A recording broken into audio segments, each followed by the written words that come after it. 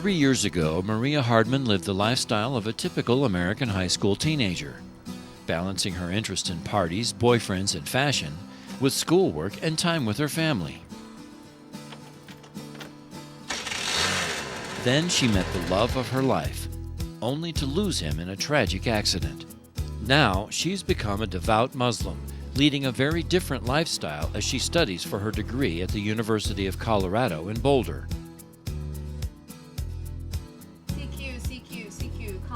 Maria has been a ham radio operator since the age of 9 and also enjoys playing violin with her non-Muslim family.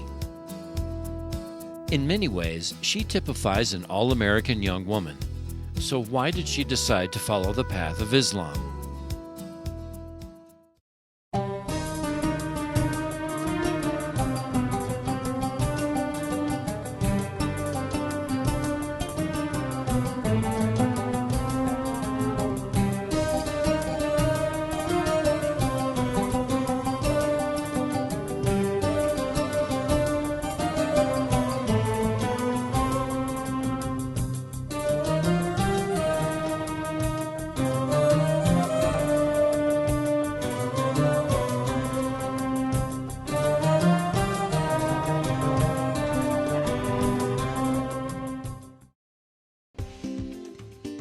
I'm from Boulder, Colorado.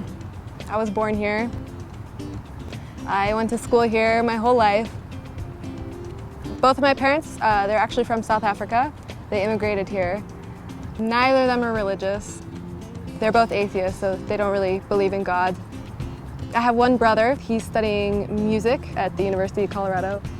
He is Catholic, so he's not Muslim either. Before I converted, I didn't really believe in God. I didn't really have a religion. I didn't really have a faith, I guess you could say. I kind of grew up as my parents taught me, so I didn't really believe in God, and I didn't believe in really any religion at all. We didn't raise our children in any faith. We didn't take them to church. Neither of them were baptized in a Christian church. And the American school system is very good because we sent them to public schools. It's non-sectarian, non-religious. They're exposed to those things. They can learn about them. In America, there's Christmas carols all the time, every year at the end of the year. So whether you go to church or not, you learn about some of that stuff. But we didn't raise our kids in any faith at all. If we talked about religion, we kind of talked about it almost negatively, I guess. We didn't really, before, I didn't really see religion as a good thing. I thought it was something that caused a lot of problems, especially in the world with wars and stuff. I viewed it mostly negatively. We discuss everything, including religion, as a family. We have done since they were small, and we are not against religion at all. Just because we don't have faith does not mean we're against it. And we've always said to them, they must find their own way and their own interests, their own path, and their own convictions. And we've never stood in the way of them doing that. I guess I first learned about Islam about maybe 2 years ago. I was dating this guy from Pakistan, and so that was the first time that I really opened up to Islam and was more open to learning about it, not just thinking about it negatively. I really didn't know anything about it at all. So after talking to him and talking to a few other people, I started to gather more facts, and I bought an English copy of the Quran that I started reading. Maria had this new boyfriend. His name was Munib. And he was a wonderful guy. I mean, we accepted him into our family and into our hearts right away. He was making his own path. He was studying biomedical mechanical engineering, but he also had done a lot of things in the student community. He had won an award in 2007 as International Student of the Year at CU, and he had started an international coffee hour at CU.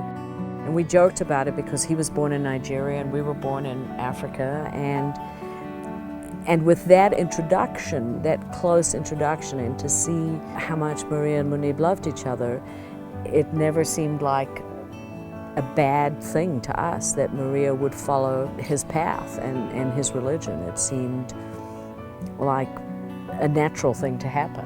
When I met my fiancé, we didn't really talk about religion. I didn't think about him in the sense of being a Muslim or being very religious.